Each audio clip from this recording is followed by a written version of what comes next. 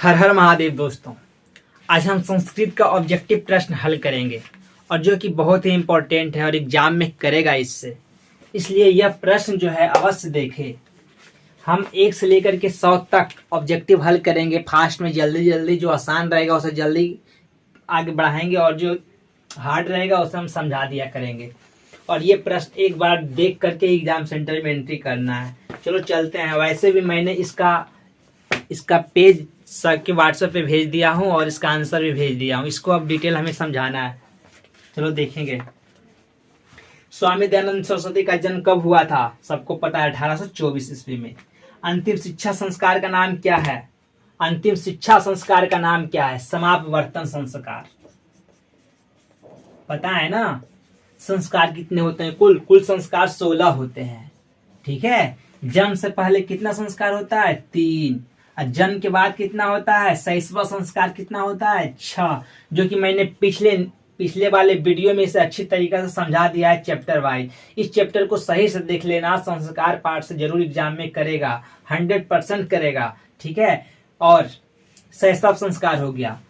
6वां संस्कार के बाद आता है शिक्षा संस्कार। शिक्षा संस्कार 5 होता है। उसके बाद विवाह संस्कार होता है। उसके बाद अंत्येष्टि संस्कार होता है। टोटल मिला के कितना हो गया? 16 टोटल संस्कार होता है। जानते हो, जब बचपन में जन्म से पहले का 3 संस्कार, 6वां संस्कार 6 हुआ, शिक्षा संस्कार 5 होता है। शिक्षा संस्कार 5 होता है, जिसमें 5 संस्कार में 5वां नंबर 5 संस्कार होता है, जिसका अंत, कहने का मतलब क्या, अंतिम शिक्षा संस्कार का नाम बताओ। अगर शिक्षा संस्कार 5 लिखते हैं ना, तो 5 अवे केस ये होता है 5 संस्कार। शिक्षा संस्कार में देखते हैं कौन कौन होता है। अक्षराम, अक्षर सिखाया जाता है। उपनयन, शिक्षक के पास ले जाया जाता है, उसको बोलते हैं उपनयन। शिक्षक के नजदीक, मतलब गुरुकुल में जो होते हैं, गुरुओं के पास ले जाया जाता था छात्रों को, वो होता है उपनयन।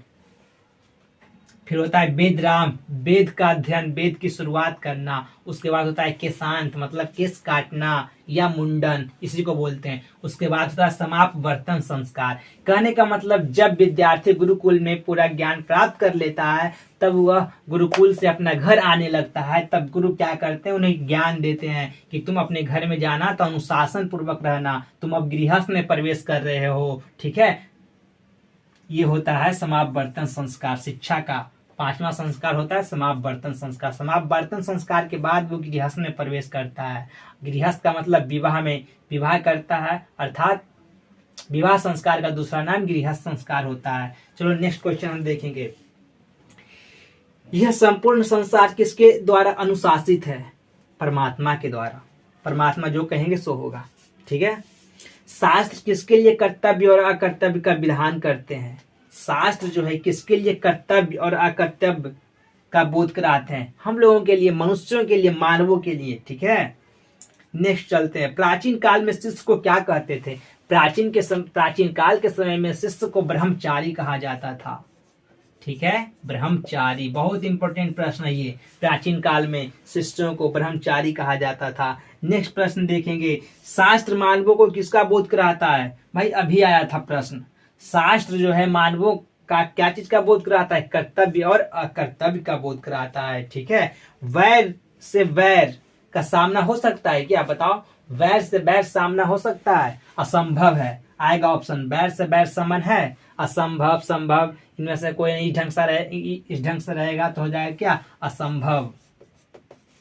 बैर से बैर कभी भी संभव नहीं हो सकता, क्योंकि इसमें से अगर एक कोई ज्यादा कोई गुस्से में व्यक्ति है और दूसरा व्यक्ति भी गुस्से में उसके सामने आ गया, तब क्या होगा? झगड़ा तो और बहुत बड़ा हो जाएगा। इसलिए जब कोई व्यक्ति गुस्सा में हो, उसको शांति ढंग से उसके सामने में गलती मान करके चुपचाप रहना चाहिए। ये झगड़ा तुरंत शांत हो जाता है। इसलिए बोला जाता है कि गुस्से जब लोहे से टकराता है तो आग फेंकना शुरू हो जाता है। इसलिए अगर कोई लोहे का सामान गुस्सा कर रहा है तो उसके सामने शांत रहना चाहिए। ठीक है। वो गुस्सा तुरंत शांत हो जाता है। इसलिए बैर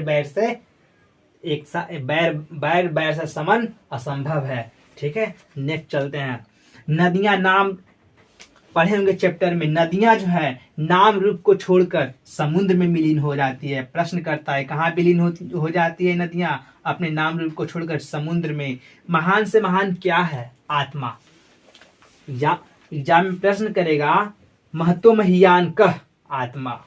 अनोर अनियान कह? आत्मा। ठीक है, किसका विजय नहीं होता है? बताओ, प्रश्न को उलट दिया है, किसका विजय नहीं होता है? असत्य की विजय नहीं होता है। पटना का इतिहास कितने वर्ष पुराना है? पटना का इतिहास 2500 वर्ष पुराना है। बहुत ही इंपॉर्टेंट प्रश्न है यह और एग्जाम में करता है। ठीक है, कुटनिमताख नामक काव्य के लेखक कौन है?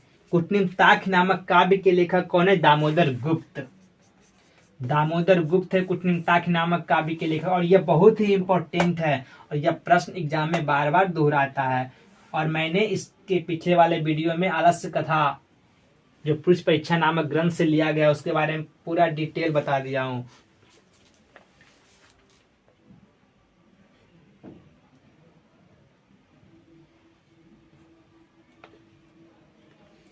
कुटनिमताख नामक काव्य जो है लिखने वाले कौन थे?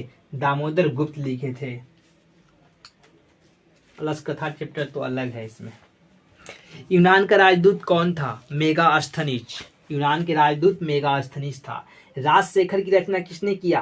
काव्य मीमांसा। राजशेखर की रचना कौन सी? अरे वाह, क्वेश्चन को उलट के किया है। राजशेखर की रचना कौन सी है? 4 गो ऑप्शन दिया है, उसमें चुनना है। ऐसे याद क्यों ना करते हैं हम लोग? काव्य मीमांसा के लेखक कौन है? राजशेखर। राजशेखर की रचना हो गया काव्य मीमांसा। ठीक है, नेक्स्ट चलते हैं हम।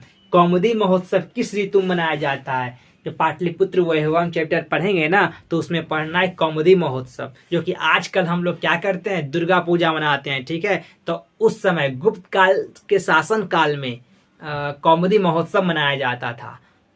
गुप्त काल शासन काल में कौमुदी महोत्सव मनाया जाता था। कौन सा ऋतु होता था?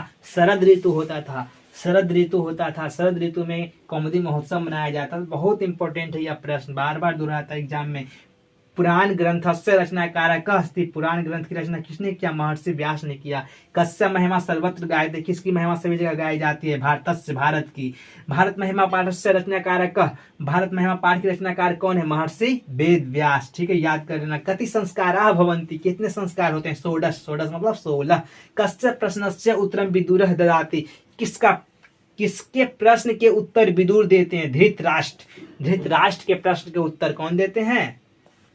विदुर देते हैं। दलितस्य पुरुषस्य नाम किम आसीत्? दलित के पुरुष का नाम क्या था? पता है? राम प्रवेश राम, जो कि दलित वर्ग का था। ठीक है, भिक्खन टोला द्रष्टुम का आग था। भिक्खन टोला में कौन आया था? शिक्षक आया था। और भिक्खन टोला से ही इसको दलित जो था राम प्रवेश राम उसे लेकर के गया था। ठीक है, स्वामी दयानंद सरस्वती की रचना। स्वामी दयानंद सरस्वती की रचना क्या है? सत्यार्थ प्रकाश। सत्यार्थ प्रकाश नामक पुस्तक के रचनाकार कौन है? स्वामी दयानंद सरस्वती, जो कि बहुत ही इंपॉर्टेंट है यह प्रश्न। ठीक है, इसे अच्छी तरीका से याद कर लेना। और इन्होंने आर्य समाज की स्थापना कब किया था? 1875 ईस्वी में किया था। जिनके नाम से भी डीएवी चलता है, उनके अनुयायियों ने एक स्कूल खोल दिया है, डीएवी, दयानंद एंग्लो वैदिक। धृतराष्ट्रस्य प्रश्नस्य उत्तरम क ददाति? धृतराष्ट्र के प्रश्नों का उत्तर कौन देता है? एक ही क्वेश्चन को दोहरा रहा है, विदुर। धृतराष्ट्र कथम प्रश्न पृच्छति? धृतराष्ट्र जो है कैसा, क्यों प्रश्न पूछता है? धृतराष्ट्र जो है क्यों, किससे? विदुर से प्रश्न पूछता है। स्वचित्तस्य शांति, अपने चित्त के शांति के लिए। ठीक है, अपने चित्त के शांति के लिए। तुम लोग जो है ये जो पीडीएफ भेजा हुआ है उस पीडीएफ को तुम सही से देख लेना, कौन क्वेश्चन कहाँ पे है, समझ में आ जाएगा। ठीक है, वृद्ध व्याघ्र किम ददातुम इच्छति अस्मा?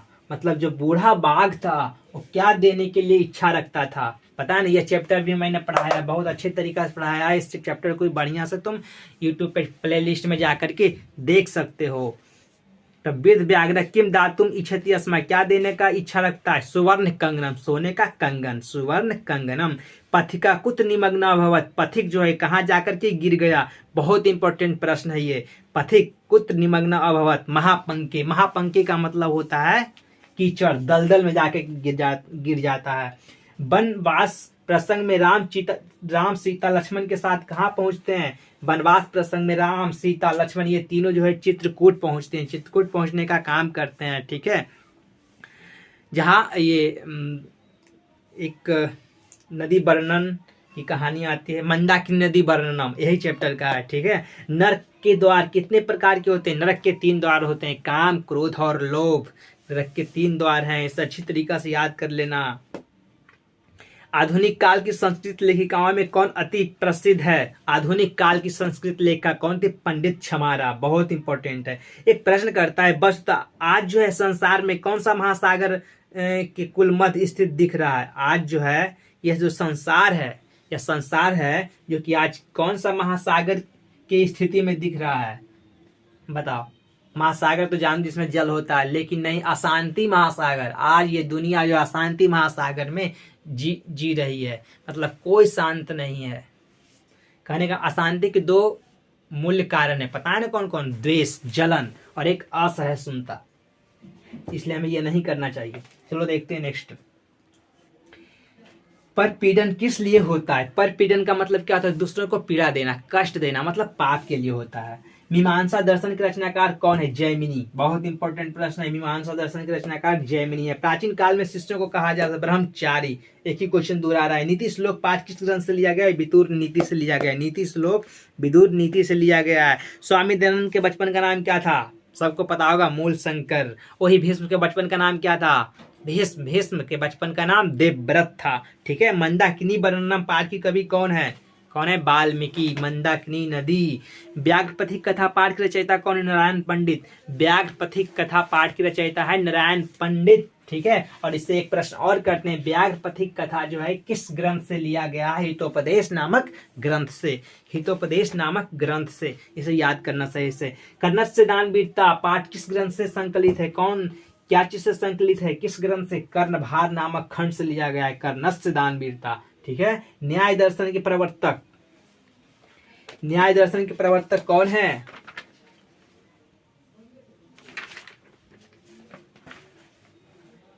न्याय दर्शन के प्रवर्तक